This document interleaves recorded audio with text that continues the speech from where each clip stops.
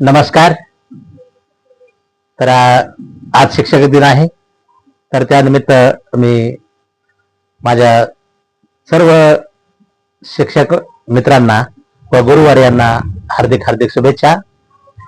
मित्रांनो, आज देशाची जो पाया आहे, जे बेसमेंट आहे देशाचं, जे उतरंड आहे देशाची समाज रचनेची, ती 3 घटकावर अवलंबून असते.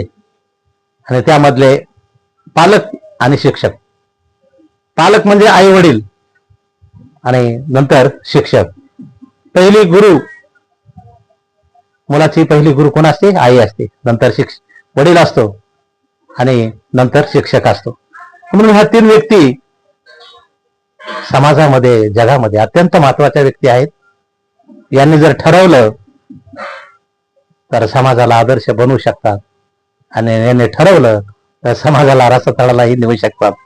इतक्या म्हणजे अशा प्रकारची म्हणजे पॉवर, अशा प्रकारची शक्ती ह्या 3 व्यक्तीमध्ये आहे, या 3 घटकामध्ये आहे, आई वडील आणि शिक्षक. आणि म्हणून आपल्या देशाला, आपल्या समाजाला सुसंस्कृत बनवायचे आहे का किंवा बलशाली बनवायचे आहे का, अशा प्रकारचं जर स्वप्न घेऊन ही लोक खरोखर आयुष्यात त्यांनी ठरवलं तर नक्कीच आपला देश, संपूर्ण जग सुसंस्कृत आणि बलशाली बनल्याशिवाय राहणार नाही.